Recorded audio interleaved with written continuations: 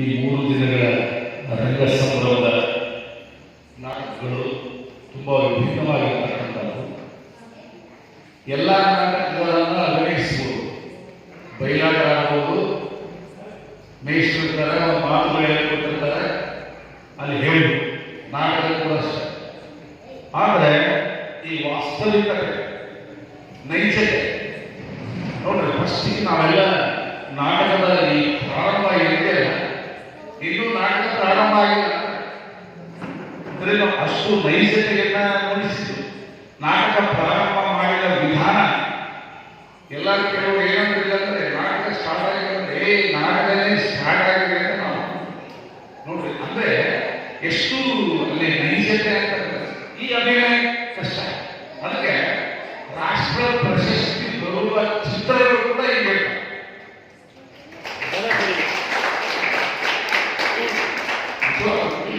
ರಾಷ್ಟ್ರ ಪ್ರಶಸ್ತಿ ಯಾಕೆ ಹೆಂಗ್ ಕೊಡ್ತಾರಂದ್ರೆ ನೈಜತೆ ಇರಬೇಕು. ನೋಡ್ರಿ, ನಾವು ಮನೆಗೆ ಮಾತಾಡಿದ್ರೆ ಬಹುತೇಕ ನಮ್ಮ ಮನೆಯಲ್ಲಿ ನಮ್ಮ ಸಂಸಾರಗಳಲ್ಲಿ ಗಳಿಸಿದ ಘಟನೆಗಳು ನಮ್ಮ ಮುಂದೆ ಒಂದು ಕ್ಷಣ ಹಂಗೆ ಆಗೋಗ್ತಾವ. ಅದಕ್ಕೆ ಎಲ್ಲರ ಮನೆಯ ದೋಸೆ ಕೂದು ಅಂತ ಎಲ್ಲರ ಮನೆಯಲ್ಲಿ ಘಟನೆಗಳು ಗಳಿಸ್ತಾ ಇರ್ತಾರೆ.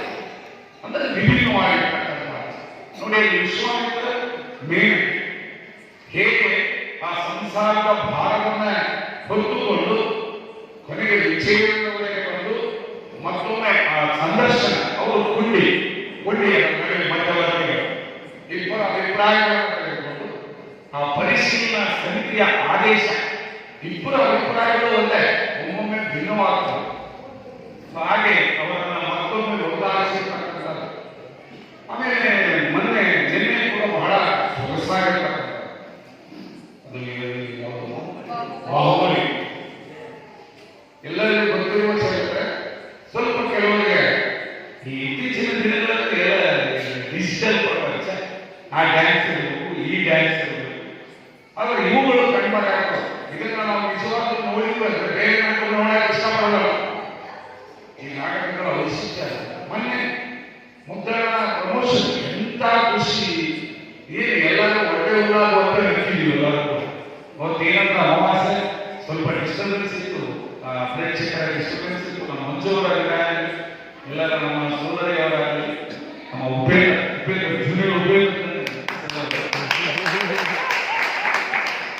ಎಲ್ಲ ತಂಡದವರು ಎಲ್ಲರೂ, ಯಾಕಂದ್ರೆ ತರಬೇತಿನ ಈ ವಿನಾಶಂ ಆಮೇಲೆ ಸಾಣೆಯಲ್ಲಿ ಇಂತಹ ಅದ್ಭುತವಾಗಿರ್ತಕ್ಕಂಥ ಇವತ್ತೆಲ್ಲ ಇರೋದ್ರಿಂದಾಗಿ ಈ ರಂಗಕಲೆ ಅಂತಕ್ಕಂಥದ್ದು ಇರ್ತಕ್ಕಂಥ ಸಾಣೆಯಲ್ಲಿ ಪಂಡಿತರಾಗಿರುವಲ್ಲಿ ಸಾಣೆಯಲ್ಲಿ ನಾಟಕೋತ್ಸವ ಮಾಡ್ತಾರೆ ಪ್ರತಿ ವರ್ಷ. ಎಂಥ ಅದ್ಭುತವಾಗಿರ್ತಕ್ಕಂಥ ನಾಟಕೋತ್ಸವ.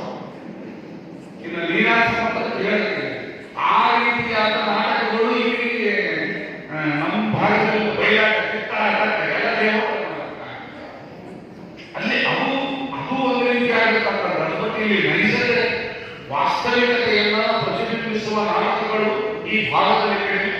ರಂಗದವರು ಇಂಥ ನಾಟಕಗಳನ್ನ ಈ ಭಾಗದಲ್ಲಿ ಪರಿಚಯಿಸಿ ಜನಗಳಿಗೆ ಇಷ್ಟವಾಗುತ್ತೆ. ಫಸ್ಟಿಗೆ ಪ್ರಾರಂಭಕ್ಕೆ ಸ್ವಲ್ಪ ಕಡಿಮೆ ಇದೆ, ಆಮೇಲೆ ನಿಜವಾಗಿ ಇಂಥ ನಾಟಕಗಳನ್ನ ಎಲ್ಲರೂ ಇಷ್ಟಪಡ್ತಾರೆ. ಈ ವಾಸ್ತವಿಕತೆ ಅಷ್ಟೊಂದು ಒಂದು ಒಳ್ಳೆಯ ಒಂದು ಸೊಗಸಿರ್ತದೆ ಅನ್ನತಕ್ಕಂಥ ಮಾತನ್ನ ಹೇಳಿ ನಿಜವಾಗ್ಲೂ ಕೂಡ ಕೆಲವು ನೋಡಿದ್ರೆ ರಾಷ್ಟ್ರ ಪ್ರಸಿದ್ಧಿ ಪಡೆದ ಚಲನಚಿತ್ರಗಳನ್ನ ನೋಡ್ಬೇಕಂದ್ರೆ ಬಹಳ ಹೋಗಿಗೆ.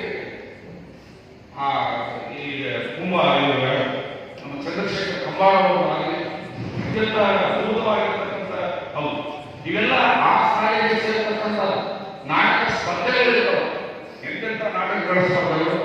ಹೀಗೆ 3 ವಿಭಿನ್ನವಾದ ನಾಟಕಗಳನ್ನ ಪ್ರದರ್ಶನ ಮಾಡಿದ ಈ ರಂಗ ತೋರಣಕ್ಕೆ ನಮ್ಮೆಲ್ಲ ಕಲಾವಿದರು, ನಮ್ಮೆಲ್ಲ ಪ್ರೇಕ್ಷಕರ ವತಿಯಿಂದ ಹೃತ್ಪೂರ್ವಕದ ಧನ್ಯವಾದಗಳನ್ನು.